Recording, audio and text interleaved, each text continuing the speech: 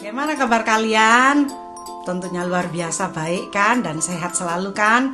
Nah anak-anak, kita akan membaca kebenaran firman Tuhan yang akan kita gunakan sebagai panduan kita di sepanjang hari, di sepanjang aktivitas kita hari ini, supaya kehidupan kita disertai oleh Tuhan.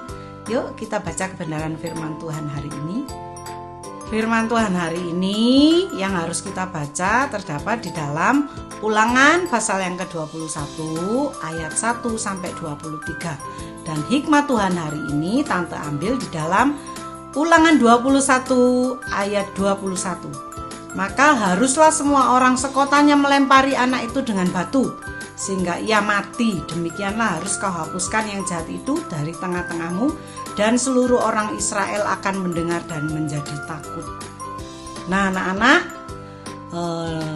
hikmat Tuhan hari ini kalau kita baca ayat sebelumnya ya, itu berbicara tentang anak-anak yang suka membangkang, suka melawan orang tua.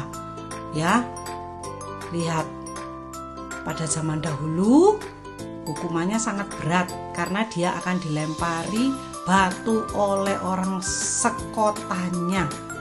Ya, oleh sebab itu kita sangat bersyukur karena kita hidup di zaman kasih karunia ya, yang kalau kita melakukan dosa atau kesalahan ya, itu tidak langsung dihukum anak-anak karena Tuhan Yesus sudah mati bagi kita.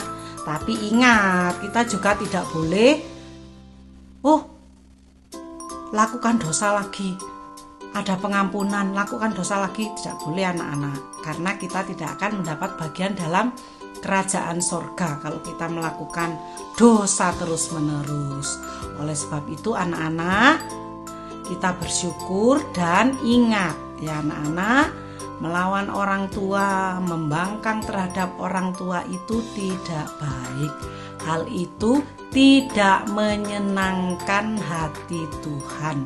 Dan pasti meskipun ini zaman kasih karunia ya, tidak langsung mendapatkan hukuman, tetapi pasti ada konsekuensi yang harus kita terima dari perbuatan dosa yang kita lakukan anak-anak ya.